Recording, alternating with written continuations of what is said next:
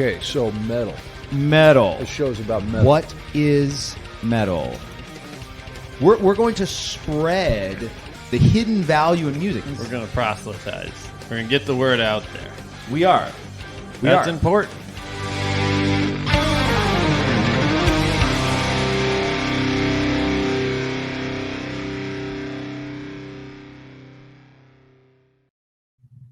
And welcome to episode 51 of the Great Metal Podcast. Yeah. We are going dark. One All might the way even to say black. all the way Just to like black. I like my coffee. Yes, which I currently have ground coffee in my nostril right now. I was trying to make some coffee beans. Lou? Yeah. So here's what's funny is I accidentally was pulled the lid back and it shot like a rocket, a stream of coffee grounds into my nostrils. I can't get it all out. And then my mother is like, "Oh, it's probably good for you to snort it." Yeah. And I'm like, what substance is good for you to snort? She's like, "Well, coffee enemas are good for you." Okay. I'm like, "Okay, All well, Well, I know we'll there's just- a certain kind of white powder that, that tends to be good for you to snort. Unique perspective. It's true, but Yeah. the white powder, This we're is talking black about powder. black metal. We This need is black black powder. like coffee, man. Yeah, that's right. So black metal over here that there's a fly on my microphone because I'm rotting a little bit from the death of everything. It is apropos. So Delicious. just in case you guys don't know us, you got Shredmaster Scott, Just Pete, and the Metal Evangelist. And we're continuing our genre series. We've done thrash and we've done death metal. And now we're going to take a deep, dark dive into black metal. Probably the best way to learn about metal, short of just listening to it. Yeah, that's right. Yeah. That's right. Yeah. Just listen to us. Listen to us and then go listen to the metal. And we'll play some metal for you too. Fresh takes. I will tell you, out of all the metal genres, and I've been listening to metal for 25 years now or something like that. This is by far and away the one that I know the least amount about. Like there was never as much of an appeal visually to me into black metal. It was like corpse paint and Satan and church burnings. And I was just like, that's not an appeal to me. I feel nothing for black metal. Yeah, it just wasn't my scene, right? It's an extreme, it's what they call extreme metal, right? So it's one of the extreme metal subgenres. Yeah. So that's gonna be alienating for most people. It's definitely not gonna appeal to the masses. And that was kind of their whole thing, they wanted to be exclusive.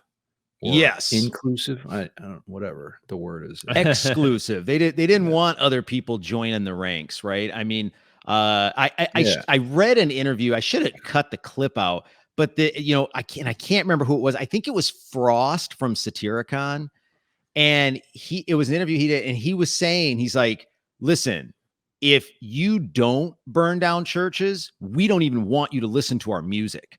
Like they're like, we are such true believers that if you're not a true believer, we don't even want you to be a fan of our music. I mean, they take it seriously, man. Yeah, they took it too far. The boys back then, they just took it too far. That's what they were. Yeah, they did not want any iron ice frost. Yeah, so now, cold as ice in there. They'll put you out in it. They will, and they did to many members within their own community. Yeah, so how do we breach the topic of black metal? Where does one pop the black metal cherry? How do you start with this? Well, so there's really been 3 definitive waves of black metal. You had this first wave of black metal, which really started with the band Venom. They actually have a song called Black Metal, which we have a clip of. So let's check out Black Metal. Oh no, I'm not on it here. You're never gonna find it. I got it. Okay, so here's Black Metal. This is where the name stemmed from, but you'll notice that the sound, if you've heard any modern day black metal, this is going to be totally different. So here's where it all started. Black Metal by Venom.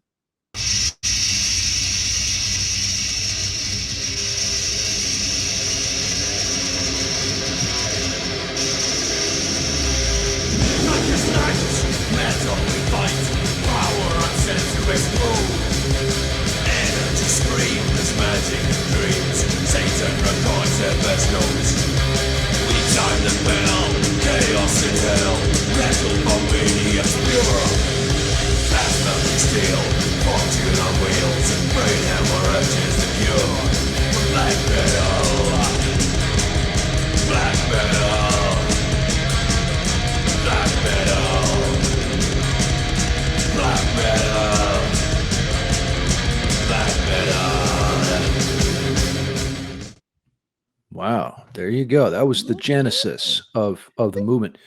And that was when was that, Luke? Early 80s, like 83? 1983, 84. Yeah, Yeah. that was Venom's first album was Welcome to Hell. And I think that was 82 or something like that. And then this was their second album. Yeah. And so listening to that music, you're like, oh, that's really not that much different than like the thrash scene that was going on at the time. Sounds like thrash with the punk drum beat, fast guitars, sort of yelling. But what really differentiated it was the lyrical content. Oh, yeah. Because it was all about Satan. Yeah. Right? Yeah. There's that famous interview Sam Dunn did with Gall, and Gall is sitting there with his glass of red wine, and Sam Dunn asks him, what does metal mean to you? And Gall sits there and stares at him for like 10 seconds and then says, "That was a lot longer than 10 Satan. seconds." Yeah, it was maybe like 20 seconds. Yeah, it was an absurd amount of time. Yeah. So the idea behind Venom is they were like, a lot of thrash was dealing with like political stuff and, war and that kind of thing. And Venom took it and said, no, we're going to sing about, the occult and, satanic themes and things like that. They were one of the first bands to use pentagrams, Yeah, on you their could see stage. the pentagram in that last shot, right? It's like on the goat's nose there or something. And their album before that, Welcome to Hell, was a similar thing. It was a pentagram with a goat head in it. Yeah. And so that really, like that, the lyrical themes really set it apart from shocking and extreme, I mean, at that point in time, I don't know who was talking about, did anybody talk about Satan before that? I mean, I guess Black Sabbath was doing a little bit of that, but it was a lot of shock value, in this genre. And that really, I think a big part of it was like marketing and getting people's attention. Hey, listen up. We're talking about something crazy here, Right. Because that's effective. Yeah, it seems like that's true from a marketing standpoint. I can get where you're coming from, but it seemed like the originators of black metal really believed it. They weren't doing it for the marketing value. Oh yeah, well, I'm just talking about the band Venom in particular. Oh, they weren't, like the true black metal guys, I guess you could call it or whatever. Yeah. But yeah, as we're probably going to find out in a minute, there's some hardcore dudes in this black metal movement. Took things very seriously. Varg. The second wave, when we get to the second wave of black metal, things get real black, like blacker than black. But as this is, this genre is developing, Venom, then you have these other bands like Bathory from Sweden. They took on a very same influences that Venom had, but and then Celtic Frost. So Celtic Frost is really Celtic Frost, man. Those guys, they incorporated elements that spawned probably 30 different genres of metal over the course of the 30 years after them. And so let's listen to a clip of Celtic Frost. So this is a song called Visions of Mortality, and we'll see if we can really pick out the black metal here.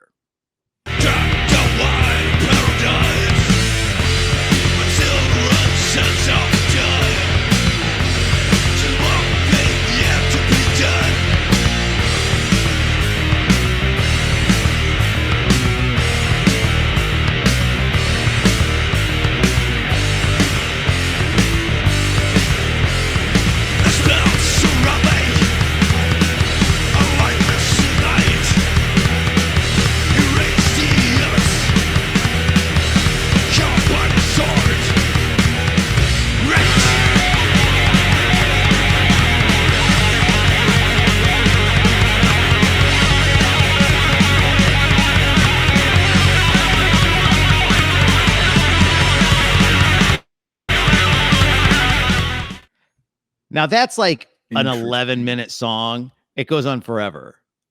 Yeah. I can hear a bit of the Slayer, where Slayer got some of their soloing concepts from, perhaps. Just sort of chaos, atonal chaos. Wailing on the guitar. Yeah, very dissonant stuff happening there. Celtic Frost also was they were they were progressive by nature. I mean, their song. So one of the big things that the black metal scene, as it's growing, picked up on from bands like Celtic Frost was this idea of meandering through these different musical landscapes. Right. And so, because black metal tends to be much more progressive in nature, it doesn't do the verse chorus. Right. And Celtic Frost was all about that. The other thing that Celtic Frost did, which became a big thing later, was they were big into like the pagan side of things. So it wasn't necessarily Satan. Yeah, but it was like all about, paganism and naturalism. It's so interesting how symbolism changes over time.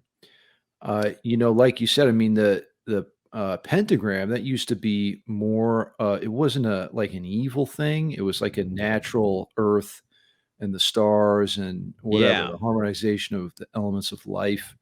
But then black metal kind of picked up on that and gave it an evil twist. I mean, it's the same thing with like the religious Christian cross, right? I mean, like the upside down cross was the cross of St. Peter, but the metal movement picked up on that and made it into an evil symbol. Right. So interesting. Right. That happens. Yeah. Well, we got a whole episode on symbolism in metal, which you can go back and listen to in the podcast. Put it in the description below. Yeah, we should do that. We'll link to it, or it can be one of the videos linked at the end or something. So and a couple other before we move on to the second wave, which is where things really start to become what we understand as black metal. Just a couple other bands to mention. Immortal also started at roughly the same time. Now, Immortal later in like 2015 became Abath, which I'm sure everybody's familiar with. The guy. That dude's hilarious. He's hilarious. Yeah, he doesn't take it so seriously. Yeah, he definitely sees the humor in some of He's more like gray metal, not complete black, Right. Yeah. Gray metal. And also Merciful Fate. So Merciful Fate, I believe we have a clip from Merciful Fate. We do. So this song is called Black Funeral. And this is where you're really going to start seeing the modern sound of black metal being birthed. And with the galloping. Yeah.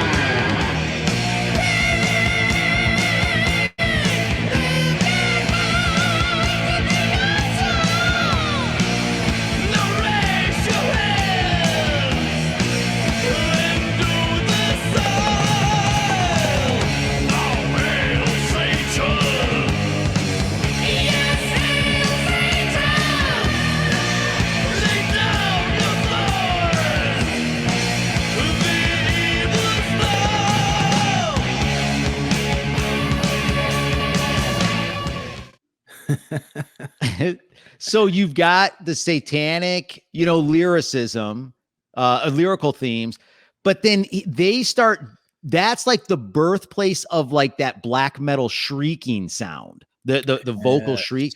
It's not, death metal went low and growly, and black metal went high and shrieky.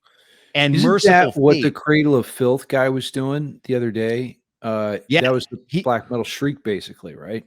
Yeah, the Cradle of Filth guy, he goes, I think his name's Danny. He goes all over the place. He does shrieking. He actually does occasionally do some like lower growling stuff. He does like this weird, like evil talking, rhythmic talking. It's really interesting. he experiments a lot with his vocal style, which we'll hear some of that later. So these bands, you know, coming, you know, kind of growing up along with the thrash movement, but, you know, they really took a lot of these thrash elements, and then they were interested in something different, you know, namely the devil, right? And some of them I think actually believed it, and others it was more marketing. That's interesting to me how it got to a point where they were so serious about it in the second wave. Yeah. So, excuse me. So the second wave. So this is going on in the early to mid 80s. So then you get to the late 80s, and you have this amazing country called Norway. And Norway, from what I understand, it gets cold in the wintertime. Maybe that's part of it. Cold. So it's dark. Black. Yeah, it gets so black. There's not much sun. So no. So maybe this is part of it. So in the late 80s, early 90s, there is some kind of cultural revolution going on in the metal scene in Norway. And you have these young, they were typically all very young musicians that are influenced by these bands like Merciful Fate and Venom, and they form the bands that Mayhem, Burzum, and Emperor, and a lot of other black metal bands are forming at the same time, like Dimmu Borgir. They formed That's in such a hard thing to say. It's really I still don't even. Dimmu Borgir is how I say it. I don't know what the actual way to say it is, but that sounds pretty good. Close enough. Dimmu Borgir. It's like Dimmu is like a word, like if you have a demure personality, you know, it means you're kind of like not so aggressive, and you're kind of more laid back and shy. I think that's what it means. I don't know. It's a weird thing to call your metal band, but I don't. It's hard to say because basically Norwegian is very hard to say. Yeah. Norwegian is a tough language. My wife and I were in Iceland. Icelandic is also very difficult, but Icelandic is basically old Norwegian. Yeah. So because the Norwegians, came and settled Iceland, and then the Norwegians left. Well, the language developed in Norway, and it changed a lot, just like English did throughout the years. But the Iceland was so closed off, the language never developed. So Icelandic is like ancient Norwegian. So the Icelandic people understand Norwegians, but I don't think the Norwegians understand Icelandic, or the other way around or something. I'm not sure. Anyway, so Norway, the black metal scene, early 90s in Norway. So this is where you get into like the crazy stories. We've done the entire Varg story, well, it was Dead, right? Dead from the band Mayhem, or was that Burzum? I think that was Mayhem. I think I think Varg is from Mayhem. Yeah, Varg is from Euronymous. See, the thing is some of those guys played in more than one band.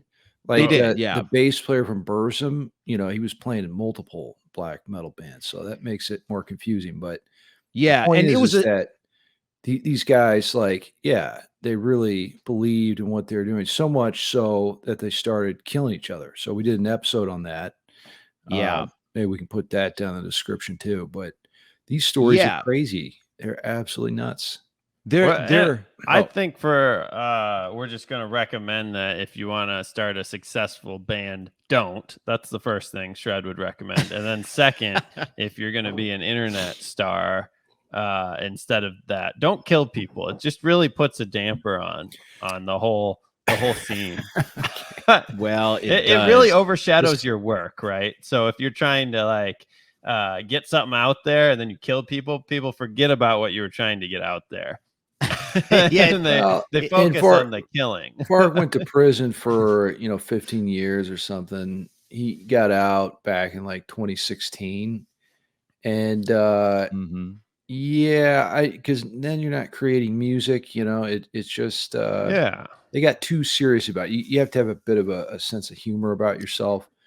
There's, other musicians I can think of. I'm not going to name any names, but yeah, they take things too seriously. You gotta chill out a little bit sometimes. Well, it's true. The thing, Varg did actually write a bunch of music while he was in prison, but he didn't have access to like guitars and stuff. So it was almost all he had a synthesizer. He was allowed to have a synthesizer. Oh, so it was all like just atmospheric screaming. No, yeah. So he released like an album of evil synth stuff or something. Yeah, it was like very like atmospheric. Probably fit the low production value theme of black metal. It probably did, because that was prison really production value. That prison production, PPV. Yeah. So these guys, I mean, in the early '90s, the black metal scene became really infamous because their big thing, because they were true believers in the black metal, the occult. The big thing that started happening was they started burning down churches, right? And it was worldwide news. And then of course, several of them either killed themselves or killed each other. Varg and Euronymous, whatnot. So, but let's listen to some of the music that they're producing, because what happened here is they really coalesced the style of black music. And they said, hey, listen, this thrash metal sound, they didn't want to sound like Iron Maiden and Slayer. They're like, we have a different idea of what our fundamental beliefs sound like in music. And so what you had is, the big characteristics that we think of in terms of black metal being that the shrieking vocals, that tremolo guitar, you don't down tune your guitar, right? Death metal started down tuning their guitars 7 steps. Black metal didn't do that. They wanted that higher pitch sound because I would assume because it sounds maybe a little bit more evil or something. So here's probably one of the most famous black metal songs ever. So here's Mayhem's Freezing Moon, and you can really start to hear the sound of black metal as it's come to be known. So let's check it out.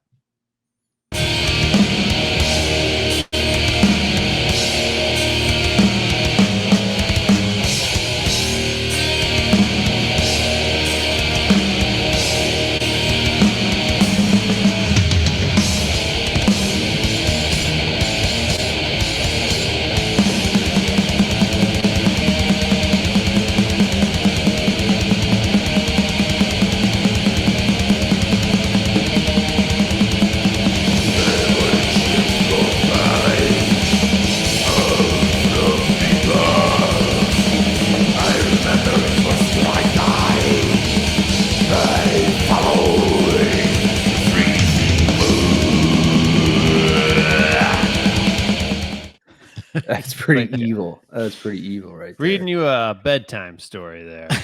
Yeah. Had that all over the place nature again, where it's just like, where are we going? Going here, going there, going. Well, and so his voice kind of had some low frequencies in it there. That was pitch. That was not the shrieking vocals. That was more of like this very evil. Though. Yeah, it still wasn't death metal at all. It's like there's something else in there. What's where that he was singing kind of, but also kind of speaking. That's what I was joking about the bedtime story, right? But it sounds like someone reading you an evil story. Yeah. But that the musical sound there, that really fast, the tremolo picking, they really started smashing kitchen, much less sound, melodic than some of the previous metal that had been going on. So it really started to develop. And then you had the other big bands at that time started doing similar stuff. So like here's Emperor. This is Cosmic Keys to My Creations in Time. So you can hear. Oh, that's a cool name. Yeah. You'll be able to hear how this sound is really coming together.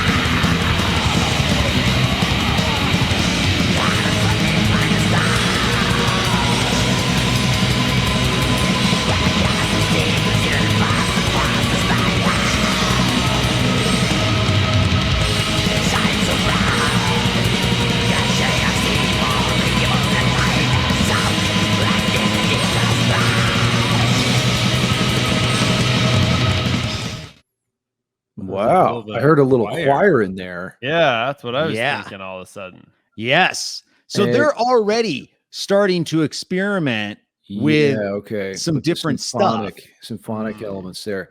That's an interesting sound. I'd be interested in hearing more of that. They had the artwork there too. It kind of like describes the sound a little bit. It's like this evil, mystical, nightmare.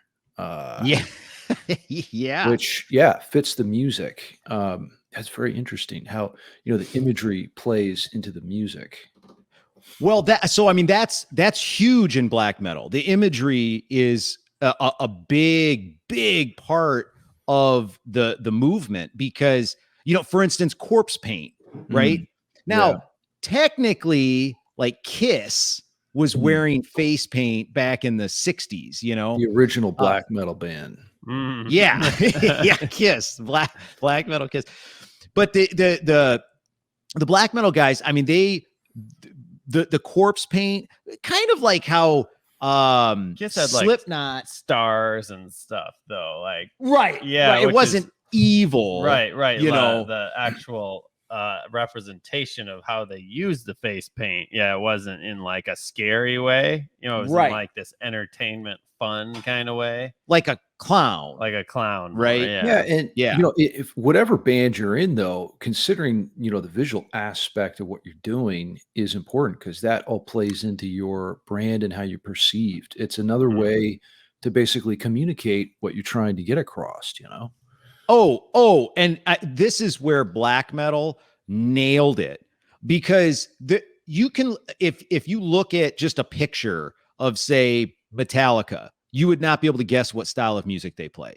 If you look at Dream Theater, you'd have no idea what style of music they play. Well, you could maybe eliminate a couple styles. Well, you could eliminate black metal. That's what you could do, right? And so, but you see a picture of Gaul, you know exactly what genre of metal you have to hand it to them. Like there's this harmonization between their appearance and the sound. It's because it's a lifestyle. It's a lifestyle. Yeah. Yep.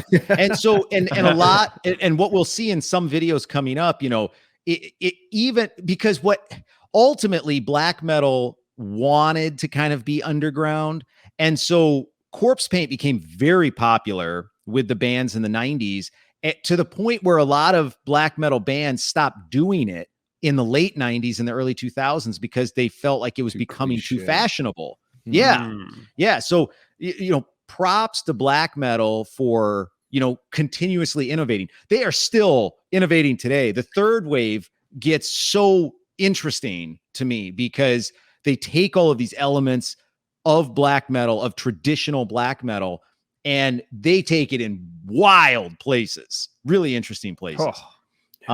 Crazy. So during the second wave, it's also where you get the bands, the big bands like Dimmu Borgir. Damn it, Luke. It's shit, man. So they start, I mean, a lot of the band like Behemoth, Enslaved, all these guys are starting like in the early to mid 90s, right? But those guys did something. They evolved. Cradle of Filth also started, I think, 91. They were from England, which was kind of different at the time. So they've been going 30 years. Yeah. And they started, black metal. But some of those guys, they really started innovating early, and to the point where a lot of black metal purists do not like them because they feel like they signed on to Nuclear Blast, sold out. They sold out. And to be fair, some of those bands became quite commercially successful. I think Dimmu Borgir is the most commercially successful black metal band. The mark of failure. They have the most sales, huh? Yeah, I believe that's what I read. And but bands like Cradle of Filth, very, very popular. So I mean, nobody's like Metallica popular, so it's relative. Right. But they went outside of their small hometown sphere or whatever They went to a worldwide audience. So maybe all the real black metal bands we don't know about because they're still in their hometowns. Well, that's so true. Like, for instance, I mean, we did an episode on world metal, the different countries and metal, and Finland has like the most metal bands per capita. Yeah. And I mean, I could probably name 8 or 10 Finnish metal bands right off the top of my head. I'd probably recognize another 30 of them. But then there's like several thousand more in Finland that nobody's ever heard of. Yeah, you got to get your marketing together if you want visibility, as a band. You can't just expect people to find you there in the woods in Norway. It's so dark, it's hard to see, Yeah. Well, and so I think that's one of the things that the bands in the third wave really picked up on. Not that they were necessarily selling out or whatever, but they really picked up on wanting to innovate. They didn't want to just sit there and tremolo 3 notes. Dude. And they wanted to move. And black metal, early black metal didn't, I mean, it explored too, but like, for instance, they shunned using things like keyboards, right? It was like guitar and bass and drums. Like that's what those are the devil's instruments. Yeah. And it's like, you only play tritones, right? We've heard a fair amount of tritones already so far. Exactly. Don't ever play another interval. But so you said that this word explore a minute ago, Luke. That's an important word. I think, as a band, to keep people's interest over time, you have to explore and evolve. Yes. But then, it's like you can't evolve too much so that it's not recognizable or you're changing genres. But you do have to make the fans feel like they're going on a journey and you're changing and they're changing and we're going through life together. And that's a big part of being successful. Explore. Well, it's true because when you study philosophy, there's this concept in philosophy of movement. And so the idea is, everything's in motion.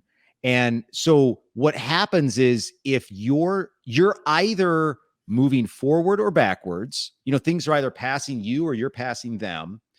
You're either growing or you're shrinking. Anybody that understands inflation with currency knows that your dollar is never worth the same amount. So, this concept of movement. So, right. I mean, I think what happens is if you aren't innovating, everybody else that passes you and eventually buries you. And then you become, I don't know, not necessarily irrelevant, but you're done, right? You're yesterday. Yeah. Right. And I just see this so often with the questions that people ask me. They're always concerned about emulating something that's very old, like Metallica or Megadeth. And, you're not going to be a popular band now if you sound just like Metallica or Megadeth in 2021, right? What's the next metal genre that's going to be popular? Try to figure that out instead. Well, because the thing is, there are literally 1,000 bands out there that are just Metallica, ripoffs. Sure. And nobody knows any of them because you're not going to be Metallica 2.0, as Metallicate or something. It's just not going to happen, right? Yeah, you have to have that unique sound. Black metal really developed that unique sound in the late 80s, early 90s. And but then black metal as a genre did not stop there. This is why, 2 episodes ago, I think I got in some hot water by saying that thrash was boring and uninventive. And it's not that thrash at the time wasn't doing anything new. They were. Thrash created not only its own genre, but it branches to every other metal genre. But I feel like thrash today is the same as thrash in the early 80s. Thrash has been the least, I think, has evolved the least of the metal genres. Whereas a lot of the other ones, even death metal, has been very inventive. Black metal, I'd say, is one of the most inventive, actually. Maybe that's because their FO meter is so low. Like they don't care purportedly about what people think. So they're just really exploring, Well, there's certainly, I don't think that they're as concerned about sales numbers as maybe some other genres are. And so, right, that lowers the FO meter for sure. Yeah, that's what you got to figure out. How do you sell, but also, keep innovating? Because, of course, the temptation is, well, this sound sold really well on our last record, so let's just put out another record that sounds just like that and cash in on the market. But then people kind of get tired of what you're doing. They're like, it's not going to sell as well. So that's something I'm trying to figure out for myself. That's why I talk about this so much. And I see it in other people too, like figure out how to be unique and say something different and evolve as a person and as a musician, throughout time. Well, so to illustrate that point exactly, so this is really a lot of people consider Bathory as being one of the major forces in pushing black metal beyond, just the tremolo picking, the shrieking, and talking about Satan, because Bathory started that way in Sweden in the early 80s, but then by the 90s, I want to have sex with the devil. By the 90s, I'm sure there. We'll succubus is whatever. Yeah, it's a whole nother thing. Yeah. So here is a clip of Bathory. So this album, I can't remember, it was 94 maybe. It's called A Fine Day to Die. And what they started doing is, instead of Satan, like we mentioned earlier, they started looking at the Swedish pagan roots, animism, and this kind of stuff. And you really started to hear it in their sound. It had more of like a Viking type tribalist elements, So anyway, here's A Fine Day to Die by Bathory.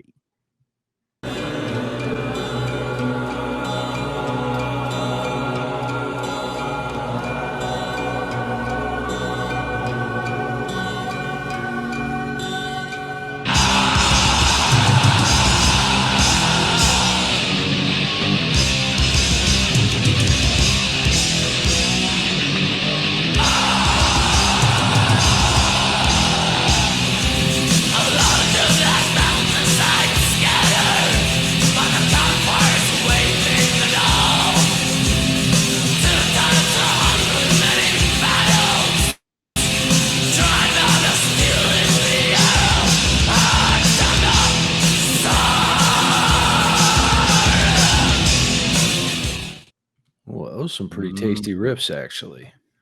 They slowed it down. They still had the high pitched guitar, but they weren't necessarily tremolo picking. Yeah. And then you heard like the chanting at the beginning, and more of like some tribalistic drum beats, not, the punk drum beat as much. And so that was a major shift away from the Norwegian black metal, or not away from it, but like an evolution of the Norwegian black metal sound.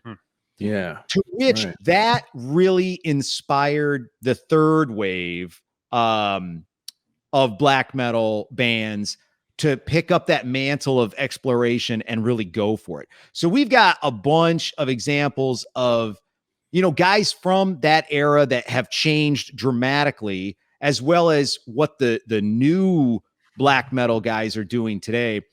So let's first take a look at the original guys and the sound that they changed essentially. So of course the big one here is we've mentioned Dimmu Borgir.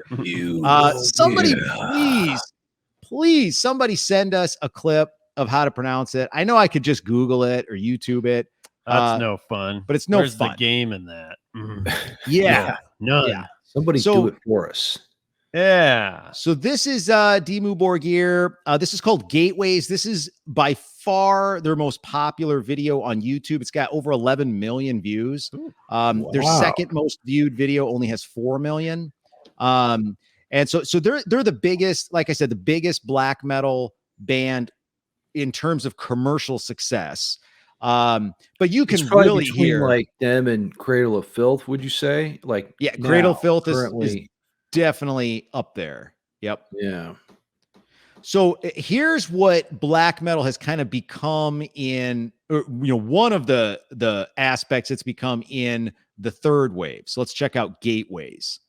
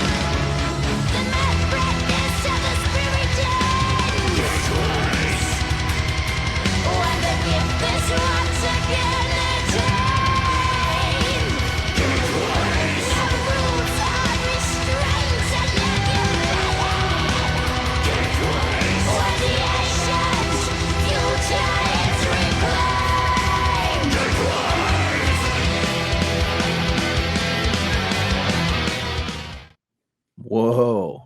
That chick was evil. Yes. Very. I don't know who that was. I don't think she's part of the band. I think that was a guest performance. Yeah. I feel like I've seen there her for around. more evil. Yeah. It was crazy. It sounded like Cruella DeVille a little bit. Ooh, yes. Let's bring Disney and black metal together. You know, these guys also like, remind. go ahead, Pete. I was gonna say that also reminded me a little bit of like Nightwish, like Planet Hell. It has a lot of similar sound, and symphonic elements. They like played to that a little bit, and that was a heavy song as Nightwish goes, but yeah, these guys do it on a high level. Their visual aesthetic is so finely tuned. Like they're so aware of what they're doing there. And the way that they're playing with color schemes, it's all about white with them. But then this guest female vocalist, she's in all black. And just, the fact that black metal, and then they wear all white. Interesting. Yeah. But it makes a very striking visual presentation, Well, shot. and he takes it to he takes corpse paint to a whole new level by including the horns, so, these guys, I'll try it again. Dimmu Borgir, they have their imagery is on point, but what they've done is, traditional black metal is lo-fi production, right? Yeah. And that was largely intentional. But some of these new guys are like, no. We have modern technology. We want to sound good. Oh, so, I mean, dude, these guys are like hiring orchestras and choirs. Yes. I mean, it's like super produced. Yes. Yeah. Heavily produced. And they're bringing in instruments that, was never quote unquote allowed in black music before.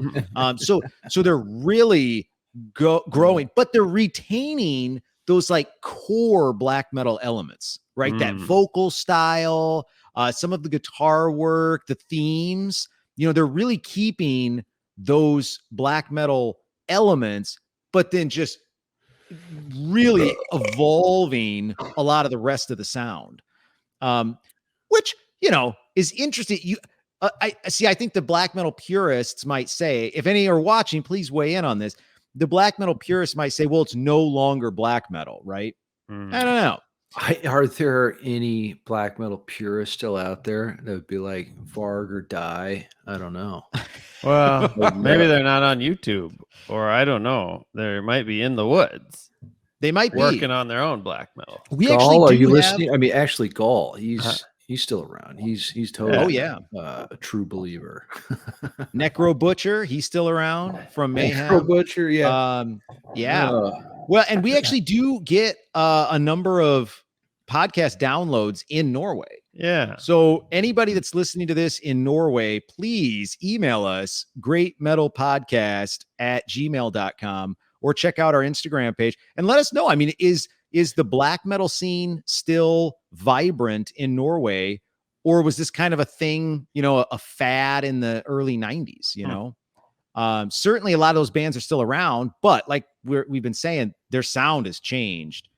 So to throw another example of that out there. So just this last week, Cradle of Filth released a new album. We actually did a reaction video to it. If anybody's interested in watching that. But here's a clip from it. It's called Necromantic Fantasies. And same thing, you're going to hear a lot of these black metal elements, but then you're also going to hear symphonic elements and, you know, just a whole bunch of different styles that are not native to the early 90s black metal scene. So here's Cradle of Filth's new one, Necromantic Fantasies.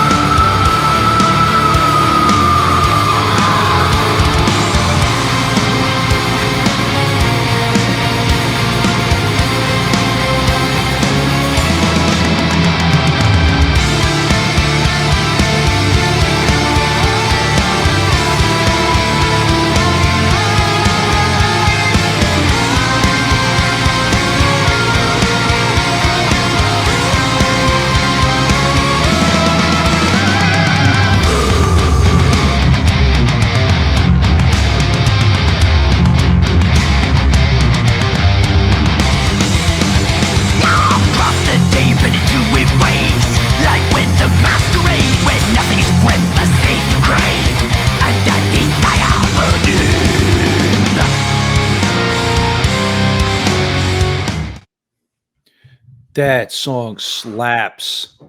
Yeah. So good. They I feel like this wave, even in both of those clips we listened to, have really embraced like the horror culture more. Yeah. Right. I mean, even those like screams and stuff are reminiscent of that. Obviously the music video plays off it in both of them, I would say. But yeah, I think, you know, you've seen a lot of growth in like horror films and stuff. And that subculture, and I almost feel like where the black metal third wave is going is like they're interfacing with that subculture. Yeah. Oh, yeah. You know, because 100%. I think the horror fan, you know, you get that maybe more than the hardcore Satanist, right? So it's like people are into it for the horror element. I don't know, that's just kind of what it looks like, but also the sound quality, it's like way more palatable. And interesting to listen to, and the tones, the riffs are good, so it's like just opens you up to a little bigger audience. Yeah, it's more melodic for sure. Yeah. You know, so you have less of that just fuzzy, distorted atonality. Luke, you should make a playlist about all the best black metal to listen to on Spotify, and then we put that in the description. And I would like check that out. I'm sure other people would, but that'd be fun to like, you know, here's like the cream of the crop. Here's what you need to know from this genre. I will tell you, I am no expert on black metal. I have consumed an absurd amount of it in the last week or so. But I could certainly put that together. I'll put it out there. You go black, you never go back. That's what they say. I will tell you, there is some stuff I've got like on my Amazon wish list to buy because I'm like, oh, this sounds really cool. I really like this stuff. I want to check out that full Cradle album. I got to make myself a note because I really like that Necromantic Fantasies. And let's be honest, we all have those kind of fantasies. Yeah. You know? Very common. Yeah. We have some kind of fantasies, but so a couple other bands. So those are like the second wave guys that have really evolved through the third wave. But then there's a whole list of third wave black metal bands. So these are bands that started in like the early to late 2000s. Some of them as early as, 2014, 15.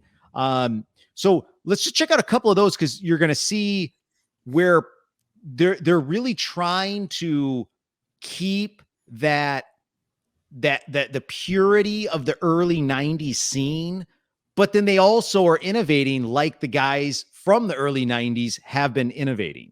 So By far, the most popular in the last couple of years is the band Deaf Heaven. Everybody raves about these guys.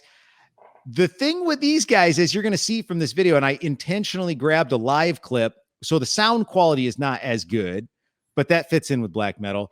These guys don't look the part in any way, shape, or form.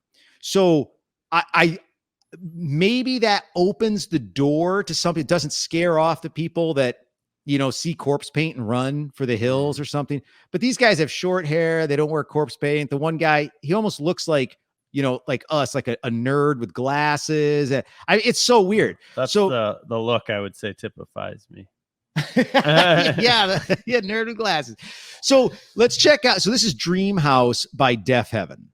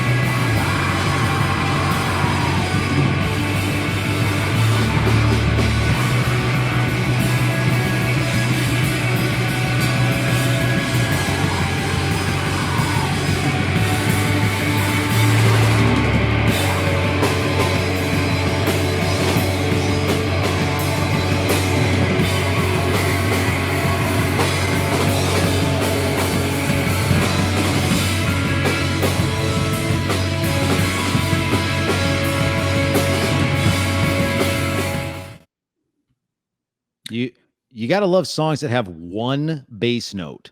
Do do do do do do do do do do. That was the whole.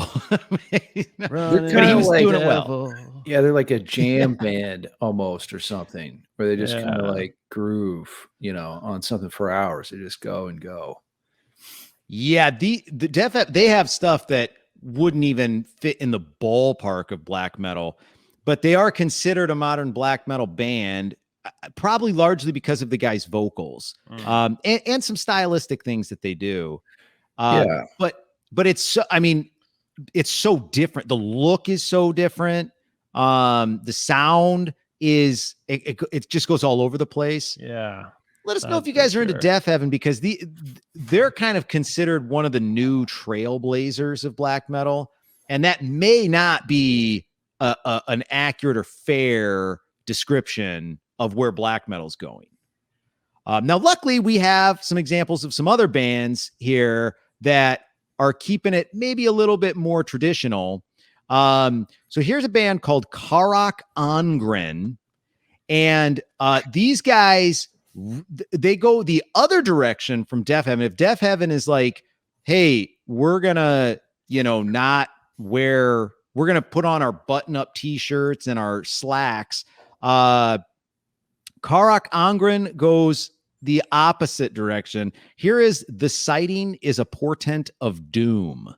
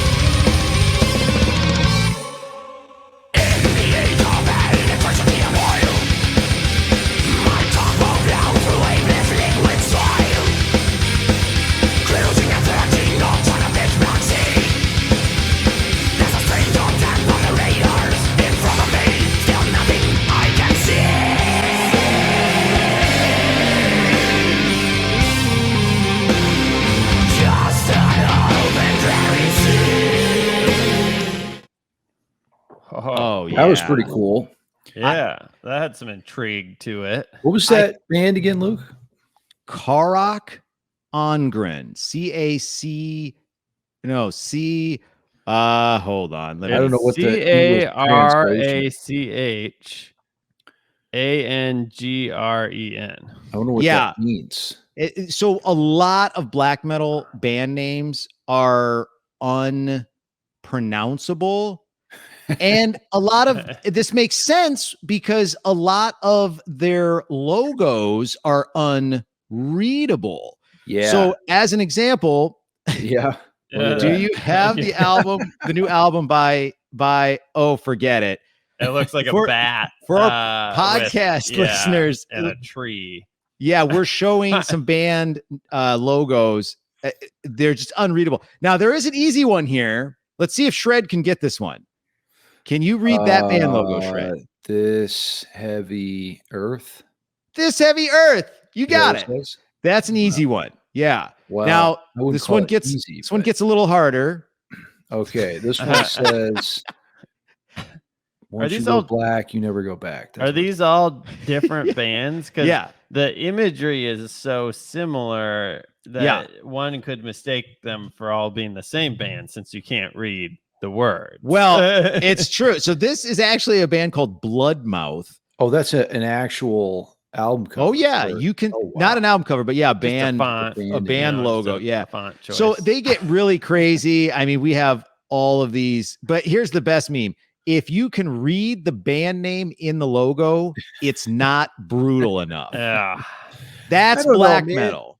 There's like kind of a balance to be achieved there. I mean, those are some really interesting fonts, but I mean, the marketability, people have to be able to zero that band. Yeah, you can't look it up, then you can't find it. You can't.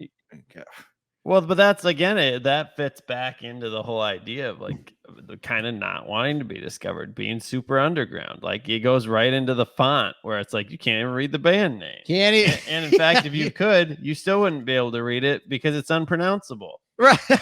You can't read it. You can't pronounce it. Yeah. I don't know the culture behind that element. We'll have to do some more research. That's not just black metal though. I mean, death metal bands do that obscure kind of font thing too.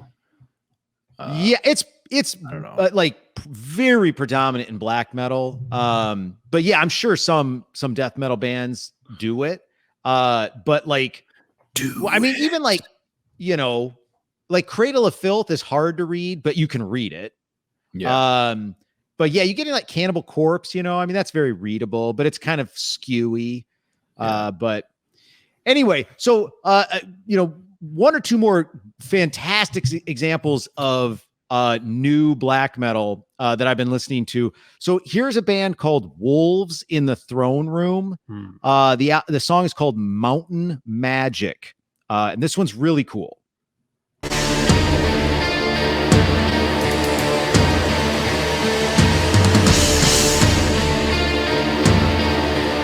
That tribal vibe.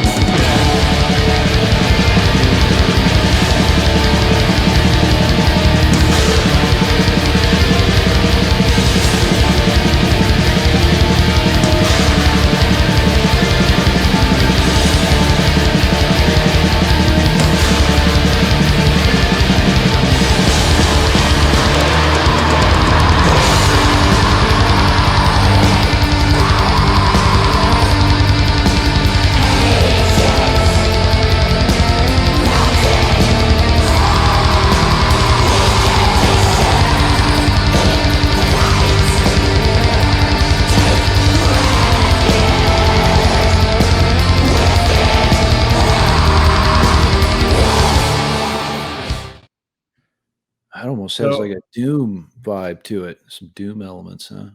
Yeah, these guys and the last guys are doing a little bit of what we talked about, I think, in like death metal, like an Insomnia move where you get like some of that melody in the guitar. So it's like now there's something you can kind of like track along with, even if there's a lot of variability and change. Well, and black metal, just like death metal, has 60 subgenres. Yeah.